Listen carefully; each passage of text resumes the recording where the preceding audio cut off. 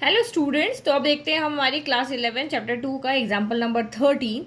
तो define a function f R to R. Function कैसे defined है? रियल नंबर से रियल नंबर में। यहाँ पे रियल नंबर होंगे, यहाँ से रियल नंबर में डिफाइंड है।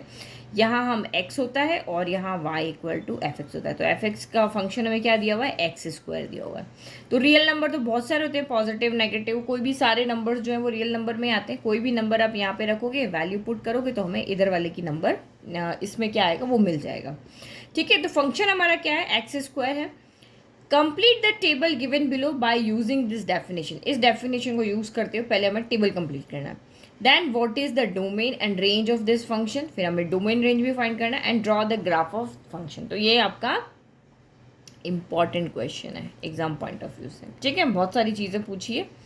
तो सबसे पहले टेबल कंप्लीट करते हैं। अब आपको ये तो समझ में आ गया कि हमें क्या करना है। देखो फिगर से बहुत अच्छे से समझ आता है। ये हमारा हमने बना लिया, रिलेशन बना रहे हैं हम। ठीक है, तो रिलेशन आपका जो है वो क्या है? फंक्शन क्या है आपका? यहाँ पे f x equal to x square है और ये आर है, यहाँ आर है। तो आपको वैल्यू जो दी हुई वही लेते हैं, -4 -3 -2 -1 0 1 2 3 4।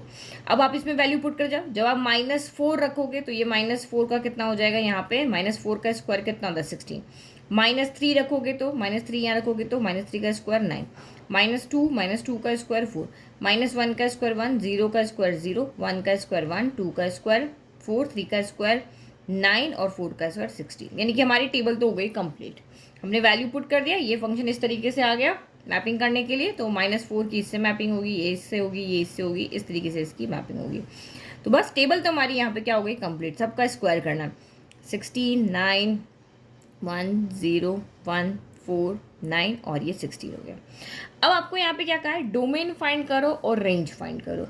तो इधर वाला जो पहला वाला हमारा सेट है जिससे हमारी मैपिंग यहाँ पे हो रही है, ये बन जाता है आपका डोमेन। डोमेन में वही एलिमेंट आते हैं जिसकी इधर मैपिंग बन रही है। तो ये तो आपके इसमें वैल्यू कहाँ से आ रही है? अब टेबल में तो थोड़ी सी दी हुई है, लेकिन आपके सेट कौन सा लिया हुआ है इसमें? रियल नंबर का। तो आप सारे रियल नंबर्स यहाँ पुट कर सकते हो। सारे रियल नंबर का स्क्वायर क्या है? पॉसिबल है। सारे रियल नंबर्स के स्क्वायर हम यहाँ पे कर सकते हैं। तो इसका मतलब जो आर यहाँ पे है, जो सेट ऑफ रियल नंबर है, वही इसका क्या बन जाएगा? डोमेन बन जाएगा। क्योंकि इसमें जो सारे नंबर आ रहे हैं वो रियल नंबर से आ रहे हैं। तो सारे जितने भी इसमें पॉसिबल नंबर्स हैं वो सारे के सारे क्या हो जाते हैं? हमारे डोमेन हो जाते हैं। डोमेन का मतलब यहाँ पे क्या हो गया? आर। तो सबसे पहले लिख लेते हैं डोमेन। तो डोमेन यानी कि x कहाँ से लेकर आ रहे हैं हम? रियल नंबर से। तो डोमेन ऑफ फंक्शन ये आपका क्या हो जाएगा?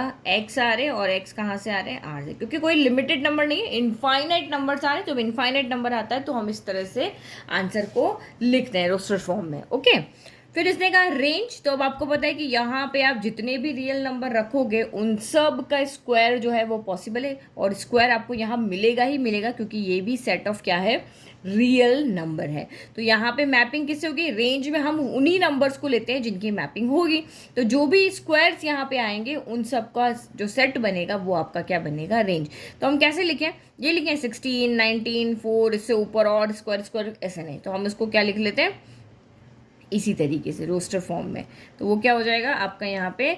एक्स स्क्वायर, यानी इसके अंदर जितने भी एलिमेंट है वो स्क्वायर फॉर्म में आएंगे। और x आपका कहाँ से आ रहा है? तो रियल नंबर से आ रहा है। अब आप इसको यहाँ पे ऐसे भी लिख सकते हो, y equal to f x square भी लिख सकते हो, या ओनली एक्स स्क्वायर भी लिख सकते हो। अगर आपको लग रहा है कि नहीं तो मैं इसको ऐसे भी लिख सकती हूँ, f equal to y equal to f x equal to x square. ये तीनों सेम है, चाहे इसमें y बोलो, चाहे एफ एक्स बोलो, चाहे एक्स स्क्वायर बोलो। ठीक है, और x हमारा जो है वो आर से, यानी वैल्यू आ कहाँ से रही? यहाँ पे कौन सी वैल्यू पुट करो कि हमें y या फिर एफ एक्स मिल रहा है? तो हम रियल नंबर की वैल्यू पुट कर रहे हैं। ठीक है, अब ये हमारा डोमेन भी हो गया, ये हमारा रेंज भी हो गया। अब हम ग्राफ बनाते हैं। तो स्क्वायर का ग्राफ हमने क्लास 10th में भी बनाया हुआ है, वो हमारा पैराबोलिक फॉर्म में बनता है। ये इस तरीके से ये हमारा है, तो इस तरीके से आपका यहाँ पे ग्राफ बनेगा। ये आपने पहले भी बनाया हुआ है।